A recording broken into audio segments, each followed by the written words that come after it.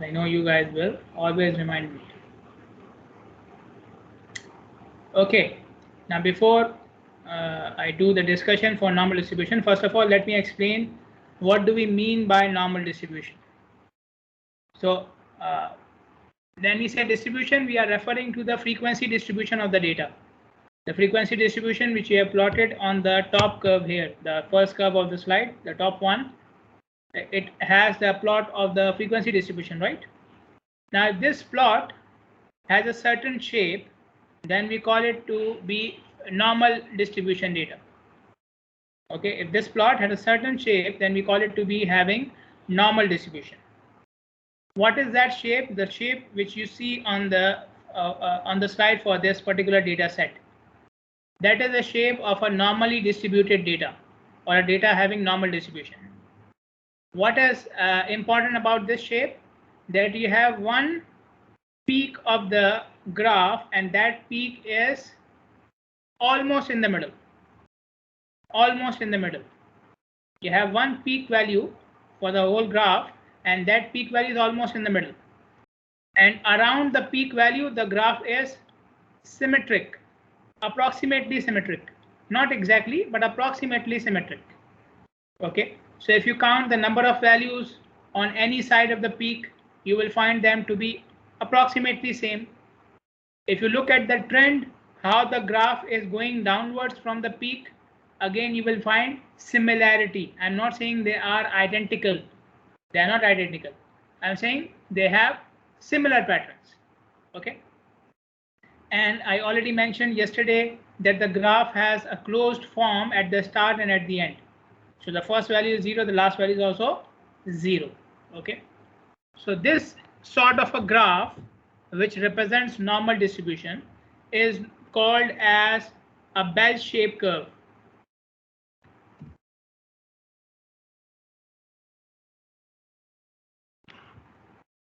Okay. So what is a bell-shaped curve? A curve which has one peak which is approximately in the middle, and around the peak the data is symmetric. Okay.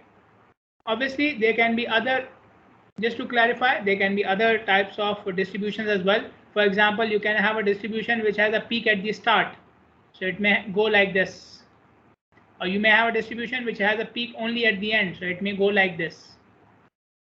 So these cannot be called as normal distribution. Similarly, if you have a graph which has a peak here and then another peak again, another peak as well, then this is also not called as normal distribution. So normal distribution is a black one which you see plotted for your data set. If we have collected enough samples of speed, then most of the times you will get a normal distribution of the data set. Your data set will normally follow a normal distribution frequency curve if you have collected enough samples, which you should do, obviously, right? Which you should do. You should collect enough samples. So with the speed data sets, you would see that we are using the properties of normal distribution. Okay. Now, how do we communicate with each other about the frequency distribution of the data? So for that, we are using a notation. Okay. The notation is, let me write it here. The general notation of normal distribution is this one. This is the general distribution for a general notation for normal distribution. So X, what does it mean? What does this statement mean? X follows normal distribution. Okay, so X is the variable I am talking about, the data which I have collected. N is the symbol of normal distribution. And what are the numbers in the square bracket? The first number in the square bracket is the mean of the data, and the second number in the square bracket is the variance of the data. So X follows N, normal distribution, having a mean of 40 and a variance of 25. Now we did not discuss variance yesterday. Variance is the square of standard deviation. Variance is the square of standard deviation. Okay. So the mean and standard deviation for the speed data is shown here in the notebook. How do I say that a speed data follows normal distribution having a mean of such and a variance of such? Let's say for speed, I'm using a symbol S. distribution. So n square bracket, the first number should be the mean, which is 48.2, and the second number should be the variance, which is the square of 6.06. So how much is the square of 6.06? Give me the square of 6.06.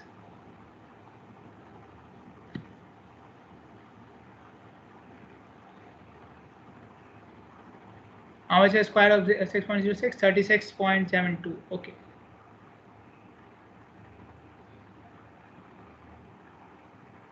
So I will write it.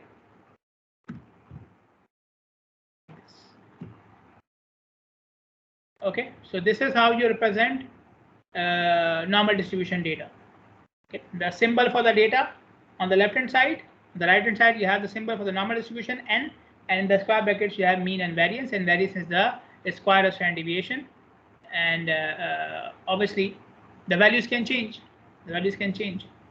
So so you can see the x is also normal distribution, which has a value of 40 and 25 mean and variance, and s is also normal distribution, which has a mean of 48.2 and a variance of 36.72. So the values of mean and variance can change. So you can have data sets which are normally distributed, but they are not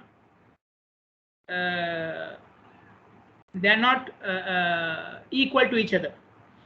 Okay, so normal distribution doesn't mean if I give you 2 data sets or 3 data sets and all of them are following normal distribution, that doesn't mean the data sets are equal. Okay, only the shape of the curve is the same. The mean and variance and everything else in the data set is different. Okay, there is a particular type of normal distribution which we call as standard normal distribution. There's a particular type of normal distribution which we call a standard normal distribution. What is particular thing about standard normal distribution? In a standard normal distribution, the mean is 0 and the variance is 1 always. Okay, so you can have like infinite number of data sets which follow normal distribution. But if you find a data set in which the mean is 0 and the variance is 1 and it follows normal distribution, then you will call that data set or that distribution as standard normal distribution, and it is represented with the notation z. Okay, so whenever you are using z and you are saying it is normal distribution, that means it is standard. You are referring to standard normal distribution, and standard normal distribution means a mean of 0 and a variance of 1. Now, why are we discussing the standard normal distribution? Because for a standard normal distribution, because of the fixed mean and variance, all the other frequencies are also fixed. All the frequencies of a standard normal distribution are fixed. I have a table which I will show you at the end of the class today, in which you will see that if you give me any value of z, any value from the data set z, a standard normal distribution data set, I can tell you what is the frequency or probability of that value. Okay, so having a standard normal distribution is very good, very beneficial for us, because in a standard normal distribution we know the probability or frequency of each and every value because it is fixed. Because the mean and variance is fixed, so all the other values are also fixed. Okay, now here we are talking about spot speed, right? We are talking about spot speed. So my question is, can spot speed data have standard normal distribution? Can spot speed data have standard normal distribution? How many of you say yes? Raise your hand. How many of you say spot speed data can have standard normal distribution? Raise your hands.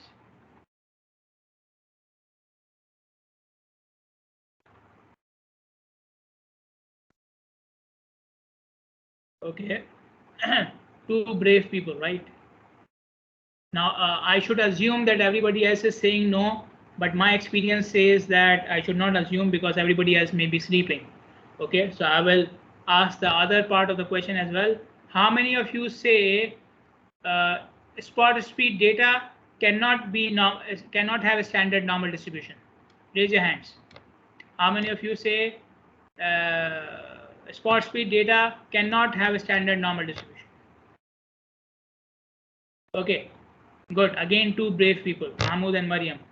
Can any one of you give me the reason of saying no? Any one of you can give me the reason for saying no? The people who said no, Mahmoud and Mariam. What is the reason that you are saying spot speed data cannot follow standard normal distribution or cannot have a standard normal distribution? If you are just guessing, you can know the answer from the slide. If you look at the slide where my cursor is, you will know you will get your answer. Your guess was correct. Spot speed data cannot follow standard normal distribution, and this is why I was asking for explanation in the exam as well. Some of you were angry with me why I'm asking for explanation, and this is the reason. Okay, many of you will do the guesswork, and without explanation, I don't know. Okay, go ahead. Why spot speed data cannot follow standard normal distribution? The answer is here. Maybe, Doctor, because the standard distribution is for average values. However, the spot data are very high or very low, I guess. Yeah, Hashim, you are right. Good, great. Although you did not raise your hands for yes or no, but you got the point. The standard normal has 0. Yeah. Aneen, yes. Standard normal has 0 mean.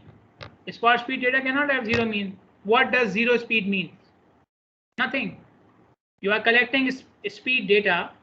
How can you have 0 mean of speed? Not possible. Okay. So 0 mean is not possible. So spot speed data cannot follow standard normal distribution. Then it takes me to the question why I am discussing standard normal distribution. If spot speed data, I'm teaching you spot speed studies, and spot speed data cannot follow standard normal distribution, then why are we discussing the Z distribution or standard normal distribution? We are discussing because you can transform any normally distributed data set to standard normal distribution using this equation. This equation, the one at the bottom of the slide. Okay, so this equation can be used to convert or transform any normal distribution data to standard normal distribution data.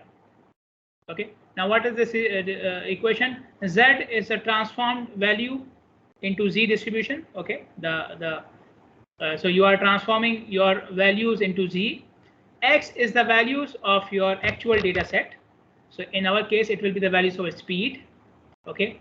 Mu is the mean of the data set, your data set, not 0 and 1. Okay, your data set. Mu is the mean of your data set, and sigma is the standard deviation of your data set. Okay, so for example, you have the speed samples. Okay, so I've already shown you. You have upper speed limit and lower speed limit, and you have the middle speed for each group, right? So you can convert these values. Take each value as x. You already calculated the mean and the standard deviation of data set. So take each value and you can calculate its equivalent Z value. Okay, and you put each value, the upper limit, the lower limit, and the middle speed into this equation using the mean and standard deviation, and each value will be converted to its equivalent Z value. So this is why, although many data sets don't follow standard normal distribution, but you can transform them into standard normal distribution by using the Z equation. And at the end, you will see how we can, where do we use it? Where do we use it? Okay, and in the end, I will show it to you. Okay, the next thing is calculating precision and confidence interval of your data. Precision means the error, possible error in your data set, right? Precision we know. Possible error in your data set. So that precision is represented with capital E, and it can be calculated as S upon root of N. Okay, where N is the number of values in your sample, right? How many values you have collected in the data. And what was S? Small s. We calculated it yesterday. What is small s? Can someone tell me what is small s? Standard deviation. Yes, Honey, good. Small s is the standard deviation. So if you know the standard deviation and number of values in your data set, you can calculate the precision of your data, that is capital E. Then we have confidence interval. What is confidence interval? Confidence interval is a range in which you are expecting the values to be if you take another sample on the same location. Confidence interval is the range in which you are expecting the values to be if you take another sample on the same location. That is confidence interval. Okay, so you have already collected one sample. Now somebody says, I don't believe you, I will go and collect my own sample. Okay, your teacher, your client, whoever. So he wants to go and collect another sample. And he says, what are you expecting? If I collect my own sample, what would you expect the value would be for the mean? So you will give him a confidence interval that according to my expectation is my data is correctly taken and your data is correctly taken, then the value will be in this range, and that range is known as confidence interval. The mean which you will calculate for the next sample, the value will be in that range, and that is known as confidence interval. Okay, how do we calculate confidence interval, or how do we get this range for the confidence interval? For that, we use a theorem which is related to normal distribution data set or normal frequency distribution. So there is a theorem which is relevant to normal frequency distribution, and that theorem is known as central limit theorem.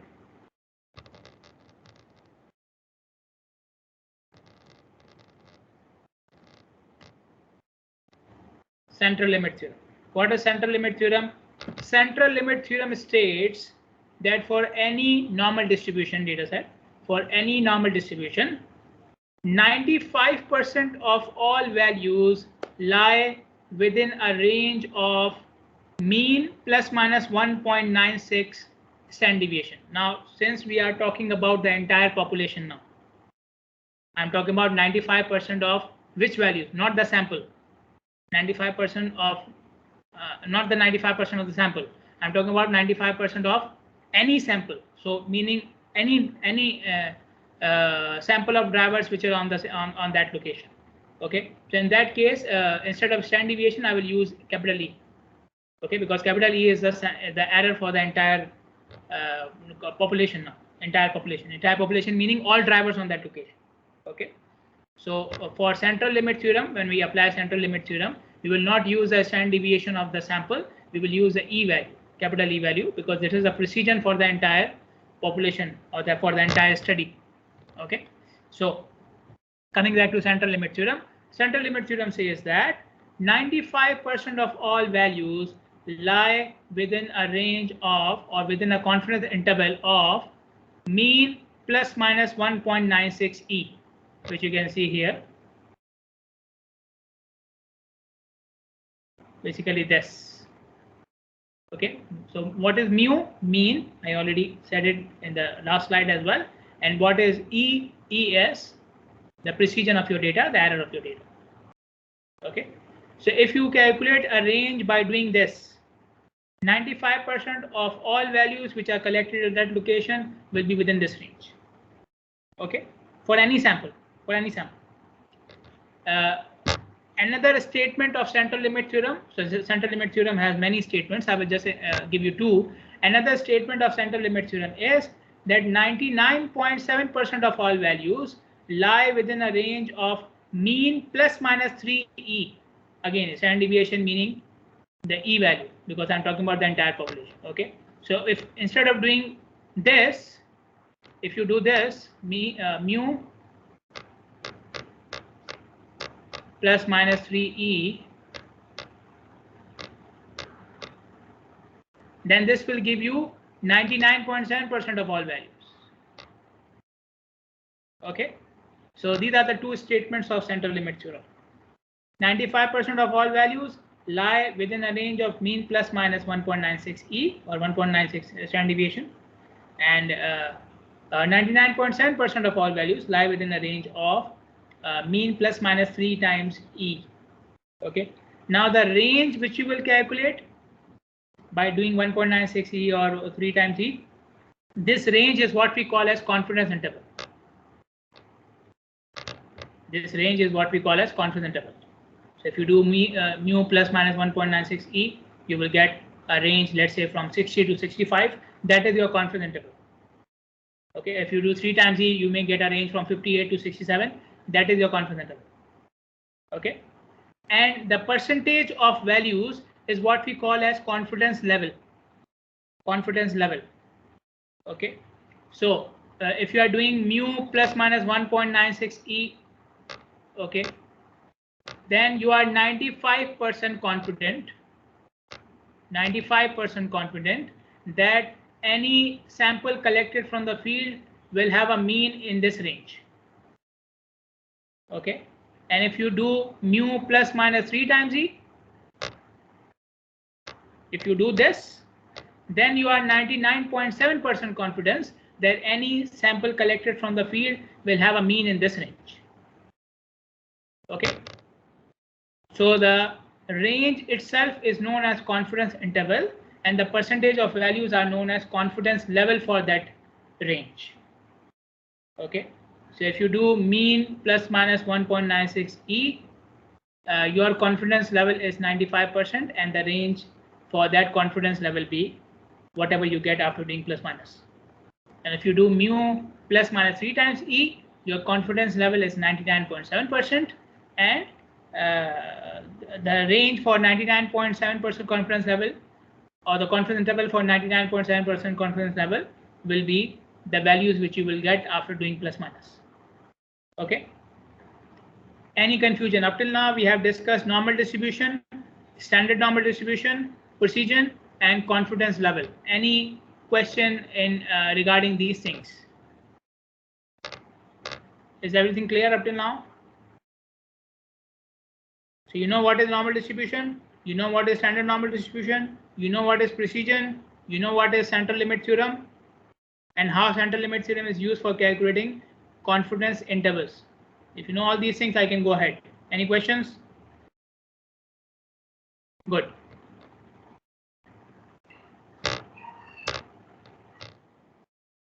Now, if you have already taken a sample, so you already have a sample which you have taken from the field, then you know the n value, right? You know the n value. Now, how many values you have collected, you already know it. But let's say you are starting your study now. You will do the spot speed study right now. Okay, your client comes and says, I want a spot speed study to be done. Your question will be, how many samples should I collect? How many samples should I collect? So the equations which you see on the slide are for calculating number of samples to be collected for a future study. And this depends upon the precision and the tolerance level.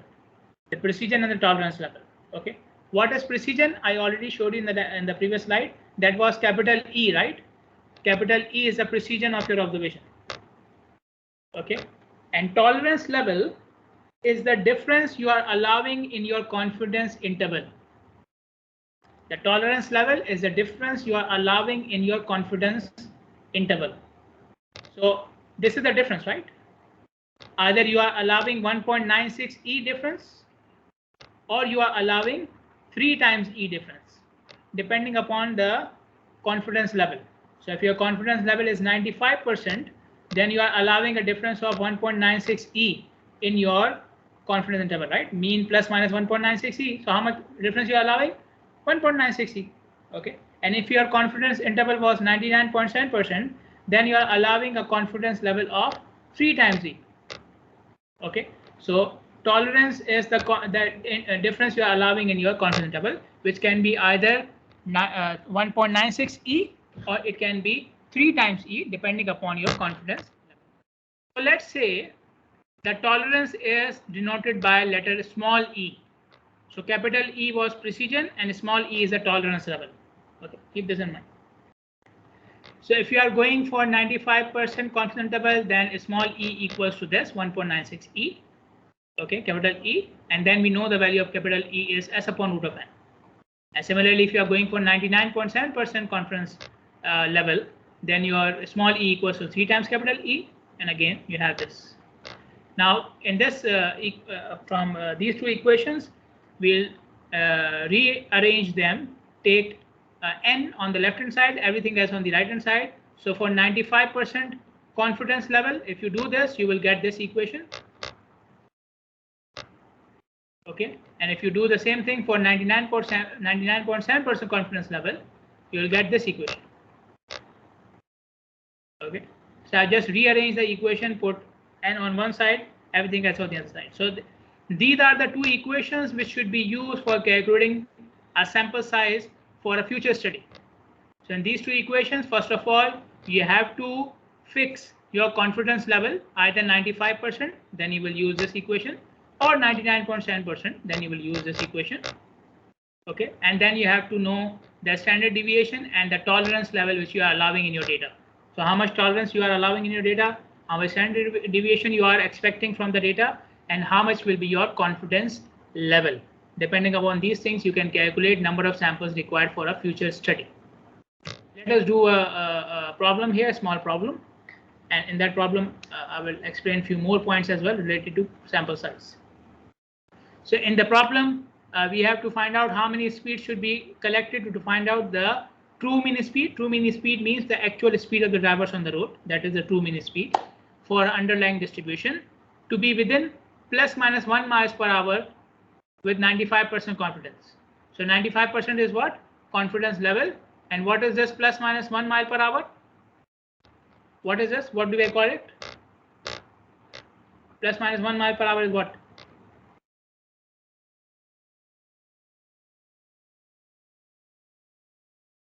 What do we call plus minus 1 mile per hour? Tolerance. Yes. Yes, Hussein. Tolerance. Yes, Hashim. Mariam. Right. Tolerance level. So tolerance level is given plus minus 1. The difference you are allowing again. So difference is plus minus, right? And 95% confidence level. And you have to calculate the change in results, meaning the change in sample size, if the tolerance is changed to plus minus 0.5 and the confidence level is changed to 99.7%. Okay, so have your calculators at hand? I'll do it here.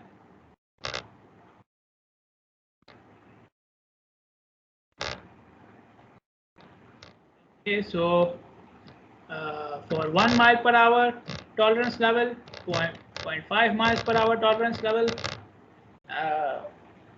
95% confidence and 99.7% confidence. Okay, so for 95% confidence level, the equation is this one. Okay, so 3.84. Now the problem here is S is not given. Standard deviation is not given. And how can I give you a standard deviation if I don't have the sample? If I'm doing it for a future study, standard deviation will always be not given. Okay, so what should I do in that case? Obviously, I have to assume. Okay, for a future study, I have to assume standard deviation. Now, according to the authors of the book, they are saying assuming S value of 5 miles per hour is appropriate. Optimum assumption or an appropriate assumption for standard deviation for spot speed data is 5 miles per hour. So whenever you don't have the value, always start the assumption from 5 miles per hour. Okay, so I will assume the S to be 5 miles per hour in this case. So 3.84, which is the constant in the equation, multiplied by S square. So I'm assuming S to be 5, divided by the square of the tolerance. So tolerance is 1, so square of 1. How much is this? How much is this value?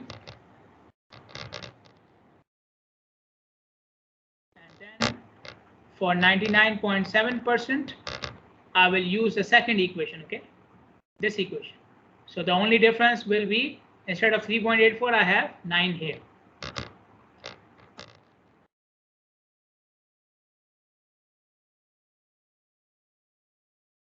So the first value is 96. What about the second value?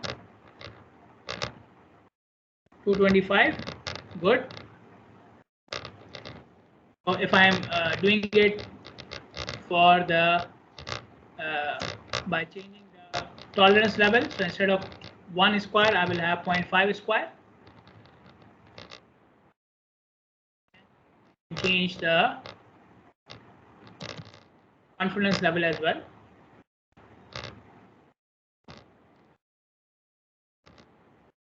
$384.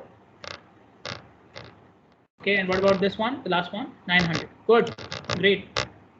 Okay.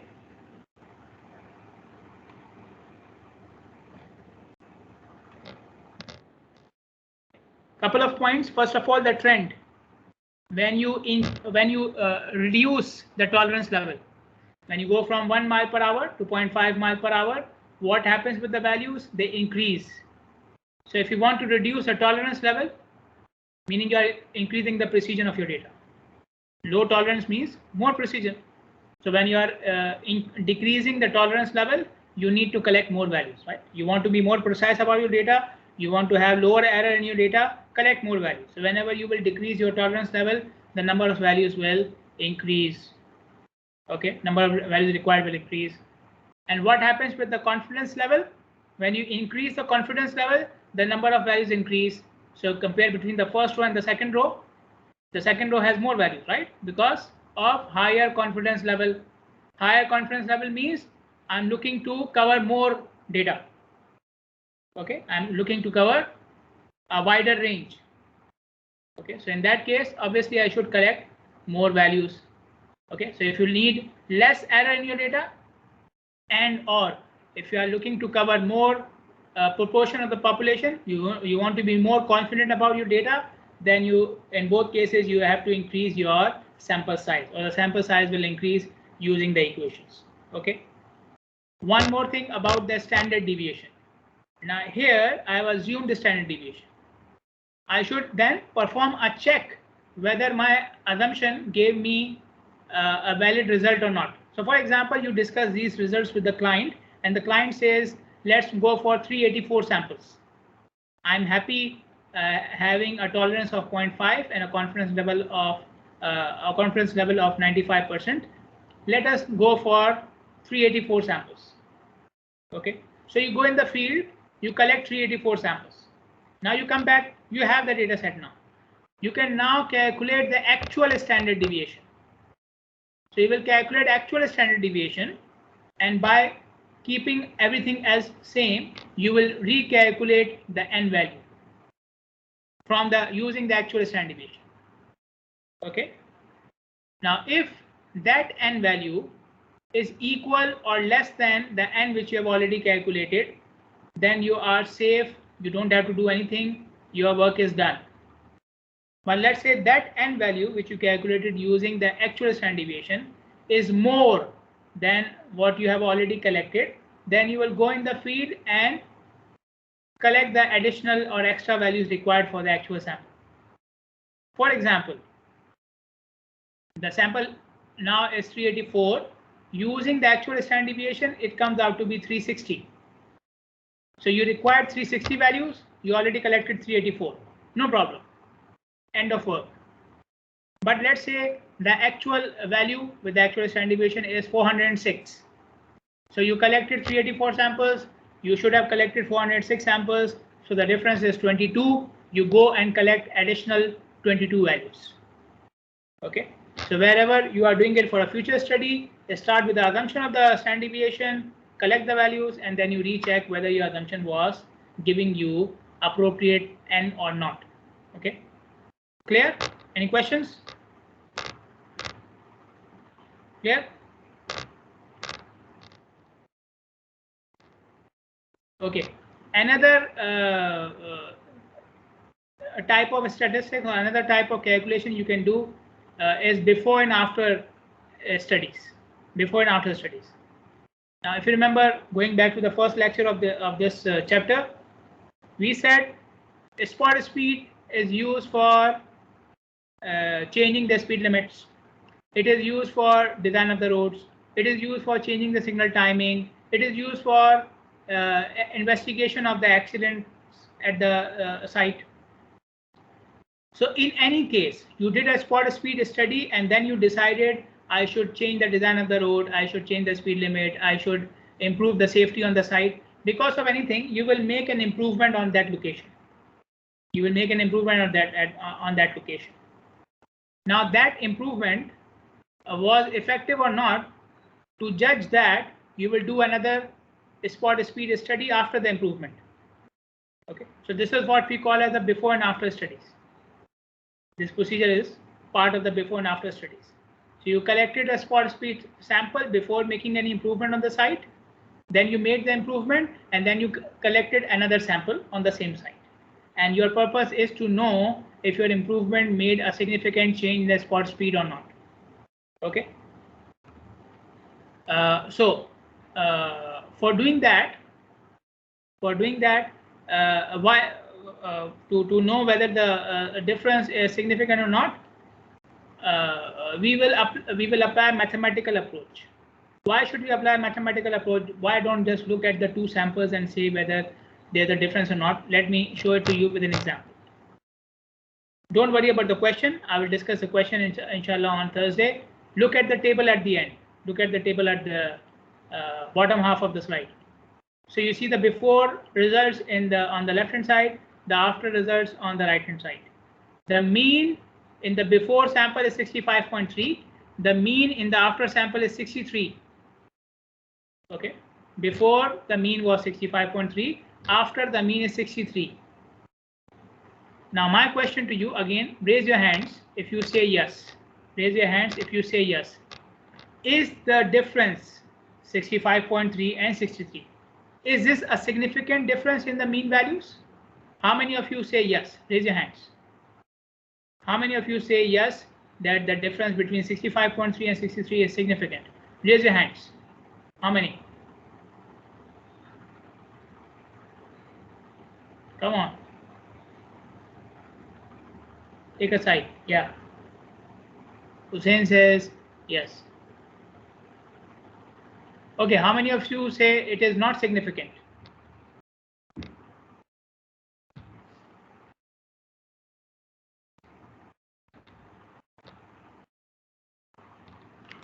Okay, so let's say, you know, Hussein becomes the Minister of Transport or the Director of the Transportation Division, and Haneen or Hashim or any one of you who raise their hands are working under him.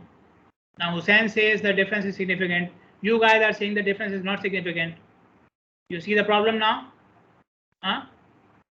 You will lose your job, right? You will start fighting with each other. Obviously, you cannot fight with the minister, right?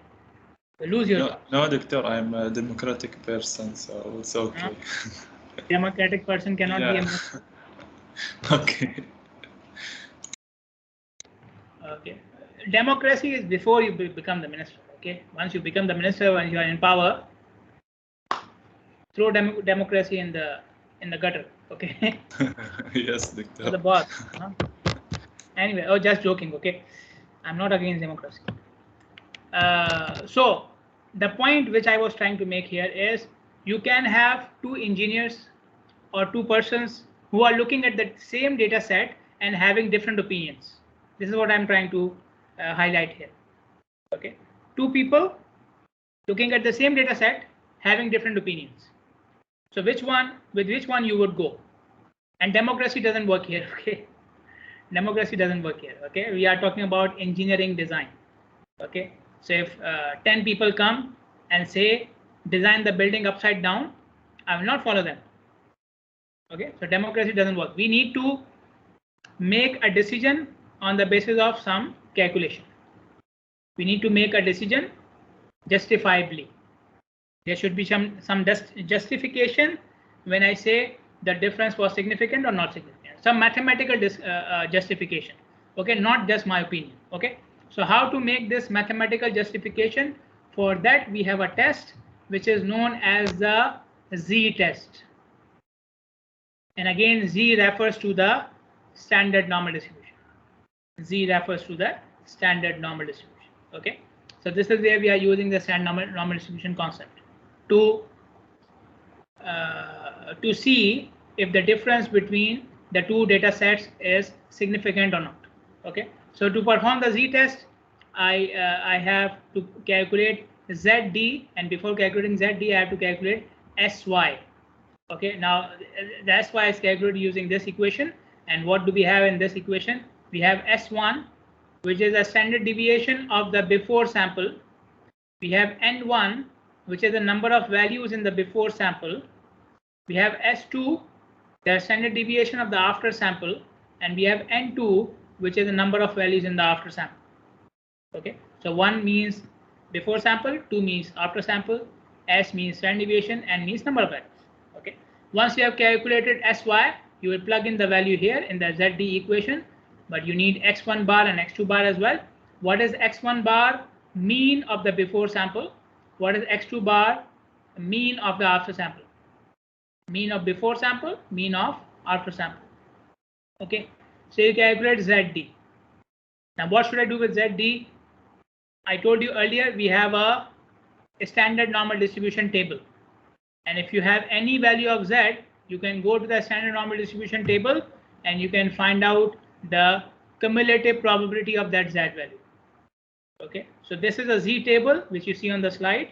From this table you can plug in the value of any ZD and you can know its cumulative frequency or cumulative probability. How to read this table? The Z value is plugged in the first column and the top row. The first column and the top row. The Z value is plugged into these two or divided into these two dimensions, and then the rest of the table is showing you the cumulative probability or the cumulative frequency. Let me show you how to read it with an example. For example, your Z value, ZD, you calculate ZD, it is coming out to be 1.23. 1.23. Now, where is 1.23 Z value in this table? The first two digits of Z value, one before decimal, one after decimal, is in the first column.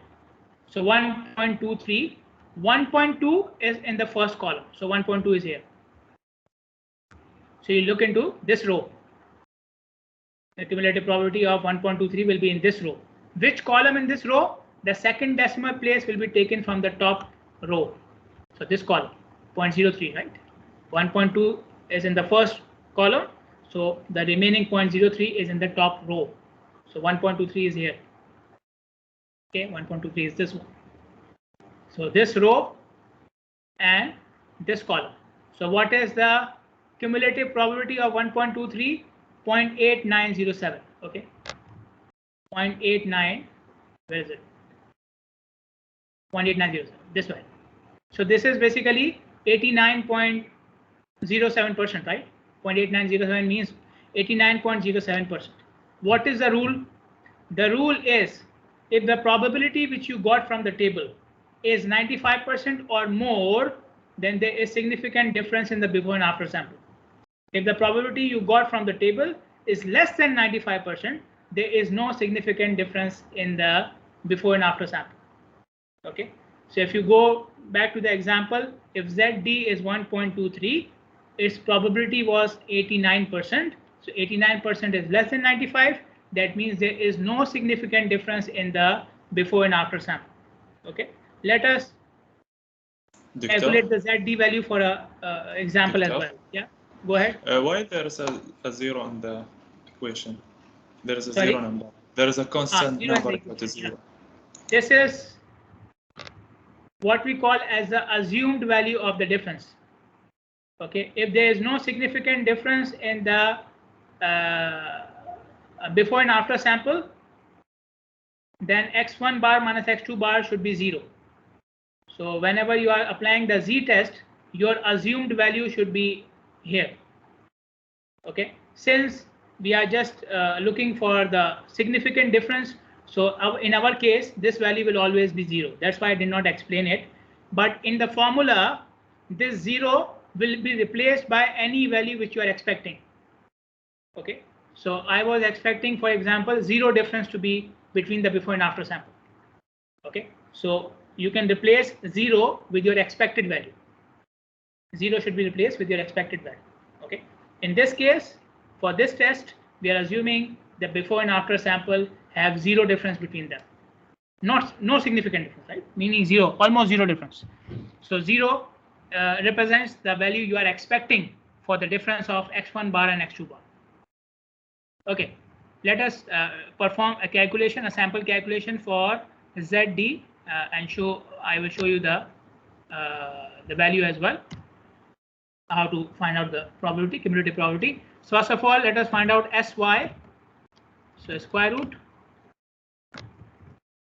S1 squared. So the standard deviation for the before sample is 5. So 5 squared divided by N1, number of values in the before sample, 50.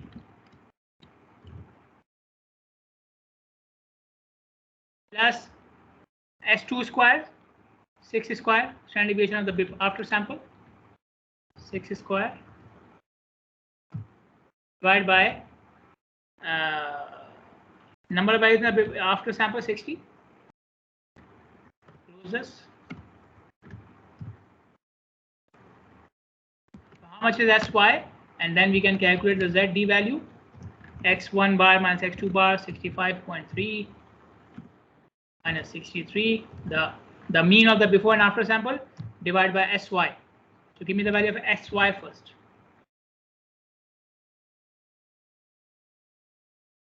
SY is 1.05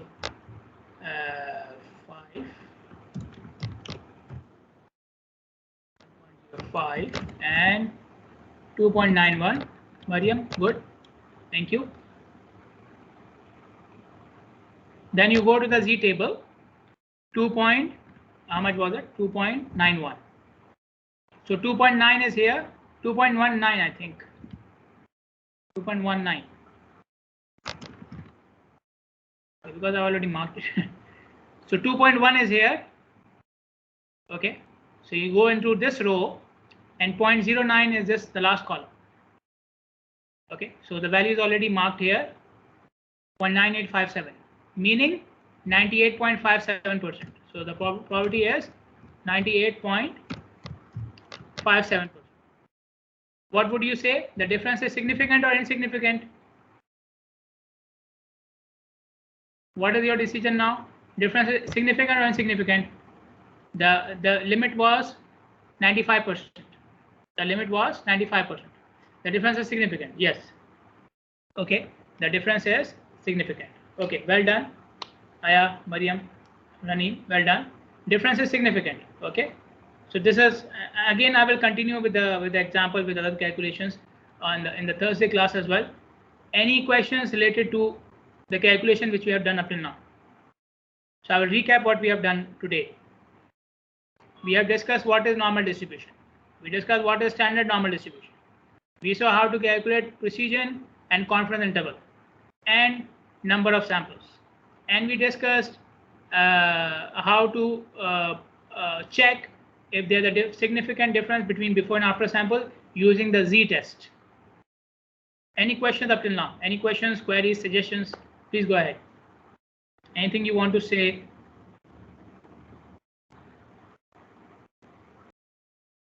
Okay, I hope everything is clear then. Thank you. Thank you for participating. Thank you for listening. All of you have a nice couple of days. I will see you on Thursday, inshallah. Yes, Mariam, welcome. Assalamu alaikum.